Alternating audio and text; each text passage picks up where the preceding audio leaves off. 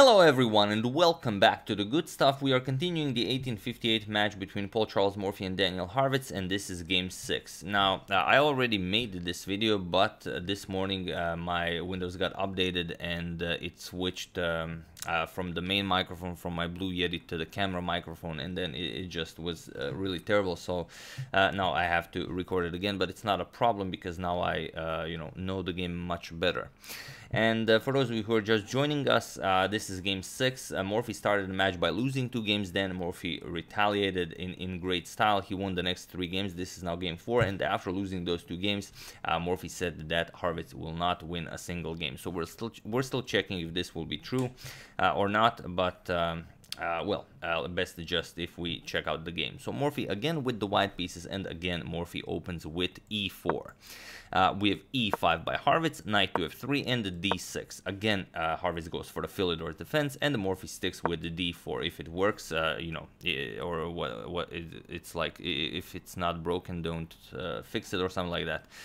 But yeah, e captures. We have queen captures again, and in game 4, if you remember, we had knight to c6, attacks the queen, then the bishop pins the knight, bishop here, captures, the game continues, and Morphy won a very nice game. But here, Harvitz decided to mix it up a little bit. He played knight to f6, and Morphy took this opportunity to not continue development, which is strange, as Morphy is a big fan of development. He immediately strikes in the center with e5. And now, okay, you want to go after the queen, you want to get your knight to e5, put some pressure on f7, all makes sense, and black accepts this. We have d captures on e5, queen captures on d8 with check, king captures, and now knight captures on e5, threatening to capture on f7, which would win the rook, so bishop to e6, defending this, and now knight to c3. We have bishop to d6, attacking the knight here, and now knight to c4. So the bishop on d6 is under attack, and this is a pretty open game, so you should kind of keep an eye on your bishop pair, and probably bishop to c5 or bishop to b4 is the way to go here. But Harvitz decided that he's just going to capture on c4, and that's just it. He's not interested in keeping the bishop pair. And Morphy says, alright, this only helps me develop my light square bishop. I'm putting pressure on your f7 pawn. And now you don't want to play something like king to e7 to defend it, then bishop to g5 is coming, queenside castles, the other rook is coming to e1. The black king could be a bit vulnerable here. So first, rook to e8 with check, bishop to e3, and only now king to e7. So sort of castling artificially. We have queenside castles by Morphy, and now a6, taking away the b5 square from Morphy's pieces. We have bishop to g5, now pinning the knight, and knight to d7. Here you should play king to f8 and allow this doubling of the pawns, because knight to d7 is not much better. You don't really gain anything by this. Morphy goes after the knight twice, knight to e4, again puts pressure on the bishop, and again maybe you could shift the bishop somewhere like b6. Harvitz even forces a trade. We have h6. Morphy captures with check, knight captures, and now knight captures on d6. We have c captures on d6, and now just rook to h1 check. King to f8, and we have rook captures on h8. Now you can't bring a rook into the game because the d6 pawn is hanging, so the knight has to capture. We have knight captures on e8, and now we have bishop to d5. And now that all has been said and done, we have this endgame where the material is equal, but Morphy has a bishop against the knight, which is a little bit better because the play is on both sides of the board, meaning the pawns are on both sides of the board, and Morphy has a slightly better pawn structure as he has 2 pawn islands, Harvitz has 3 pawn islands, so it could be a bit trickier defending. But okay, a rook to b8, getting the rook out of harm's way, preparing to advance the pawn on the queen side, and now bishop back to f3. So again, you can't move the knight, the d6 pawn will fall. So g6 and now c3. Both players prepare to bring their king into the game, king to e7, and now rook to e1 with check. King to f8, here king to d7 is actually very, very interesting, but Harvitz was afraid that after this move, attacking the pawn and f6, this bishop to e6 check would be problematic. But the point is, if you move the king somewhere like this, then bishop here is a problematic move. But if you go king to e7, which looks very counterintuitive, the rook is here, there are no good discoveries for the bishop. So here you really don't have anything. Bishop d5, you could just continue with a perpetual here. So not much happening here. So after rook to e1 check, we have king back to f8. Harvitz decides to go about it this way. And now king to c2. Now Morphy starts bringing the king into the game. We have knight to c7. And now king to b3. We have knight to e6. And now king to a4. And now if Morphy can get king a5, king a5, king b6, and king to a7, and then it's game over. He kicks the rook away, attacks the b7 pawn, attacks the a6 pawn, gobbles up everything, and that's game over. So of course the b6 has to be played, creating a wall here, so Morphy's king cannot approach those pawns. We have b4. Now Morphy prepares king b3 and a4. He wants to start expanding those pawns on the queen side. And h5. Morphy closes the position here. We have h4 and king to e7 now. We have rook to e3, helping out with the defense along the third rank, and king to d7 now. We have bishop to d5, and now if the king, of course, moves, then you just pick up the knight and the pawn. That's how it works. So rook to e8, and now king back to b3. Preparing a4 and further expansion on the queen side. You do have 3 against 2 on the queen side, but this isolated d-pawn still will make it problematic for white to create any sort of pass pawns on the queen side. So here, rook to g8, preparing g5 to create a semi-open g-file to be used for the black rook, and now rook to f3, going after the f7 pawn. We have king to e7, and now a4 by Morphy. We have a5, and now comes bishop captures on e6. And here, you have this position where one move is great, one move is not so great. So here, what would you recapture with? Would you capture back with the king or with the f7 pawn? You don't have to pause the video, just, what does your intuition tell you to capture back with in this position? So what you have to do is capture with the pawn. Now this does 2 things. For one, it improves your pawn, central pawn structure. Now the pawns are, for example, covering all of these squares, and when you start pushing those pawns, it could be very scary. But more importantly, it gets rid of the weakness here on f7, because as long as that pawn is there, you either have to push it or move the king, which wastes a move. So here, f captures on e6 and is the way to go. So congratulations to everyone who decided for that. But king captures is what was played in the game. I will show what happens if f captures, because it's very interesting. For example, king c4, you go after the b6 pawn, black goes d5 check, king b6, king d6, and now after you grab the pawn, we have captures, and now this beautiful rook to b8 check move. And now if white moves somewhere, you're going to lose the pawn, so you can try defending that, but now black just keeps on checking, and there's no way to escape checks. Check, and then if you don't want to draw by perpetual, you're going to have to move the king at some point, and then you're going to capture on b4, and then the king is now cut off on the a file. The rook controls the entire b file, and it doesn't matter that you have a passed a pawn. It's just I mean, you can't move the king away from the a file, and once black starts pushing his pawns, it's going to be a winning position for black.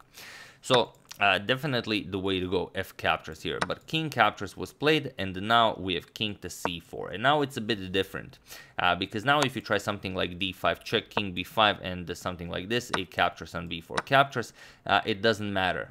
Because, for example, if rook to a8, you're just going to create a pass pawn. Captures, and then now you get this position where the king is not cut off on the a file, but rather you can just very, very simply play moves like pushing the pawn and bringing the king closer to the rook, and that's it.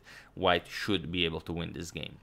But instead, after king c4, we have g5. This is what Harvitz wanted. He wanted to open up the g file, and now king to b5. Morphy goes after the b6 pawn. A captures on b4, C captures on b4, and now G captures on h4. So creating an opening here for the rook, but here king captures on b6. And now Morphy has 2 connected pass pawns on the queen side, and that's not a very pretty sight for Harvitz. So here, if you go after the pawn, you simply cannot stop the passed pawn. You can try rook g1, a6, you're going to go rook to a1, and then after a7, that's just it. King b7 and a8 win the game.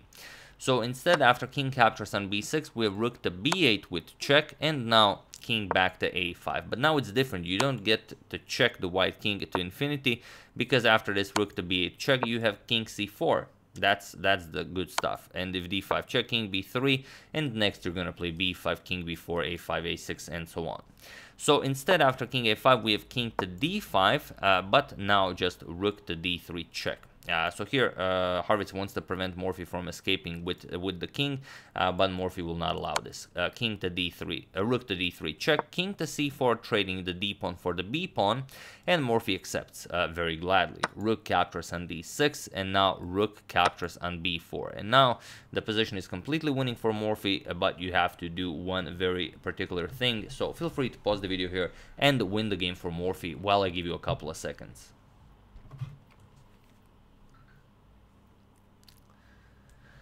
So for those of you who were able to do it, congratulations on noticing that you have to go into king and pawn endgame. And for those of you who just want to enjoy the show, it's either rook to b6 or rook to d4 with check. Both of these moves are winning. Morphy, of course, played rook to d4 check because it's flashier, but we can also play rook to b6 because it's the same.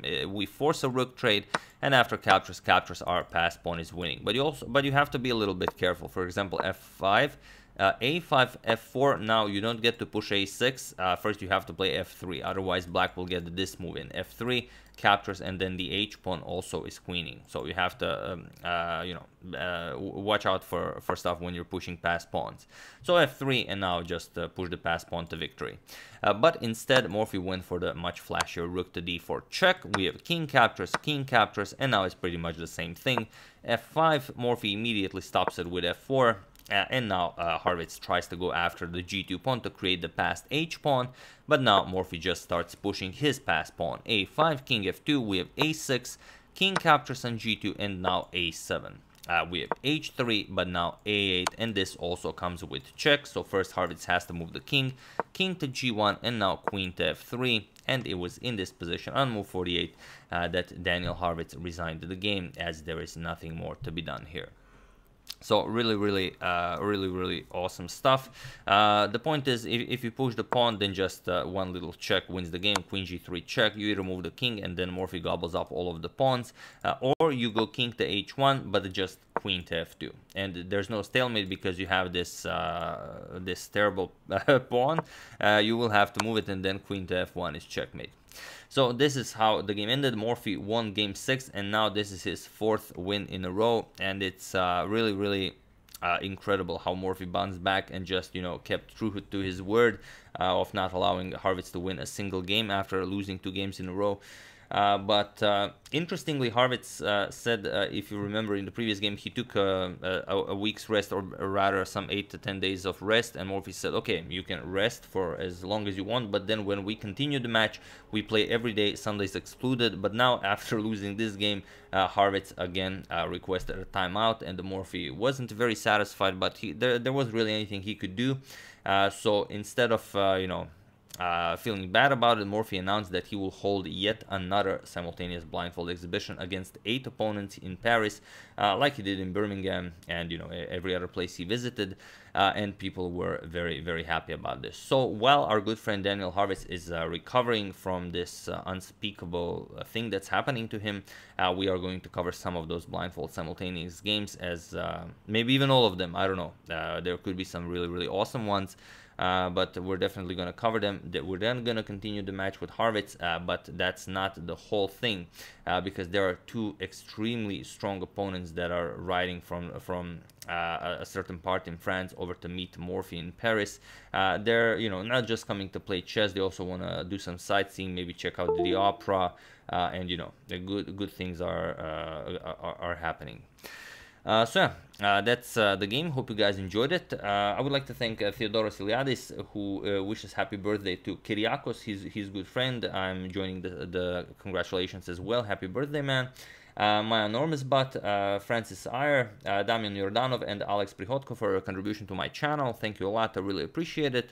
As usual, you can check 2 of my previous videos here. Thank you for watching, and I will see you soon, continuing the coverage of the Morphy saga, checking up on everything that's happening in the world, which is a really huge tournament that starts tomorrow. So we're also going to cover that, and whatever else happens in the chess world, as we usually do.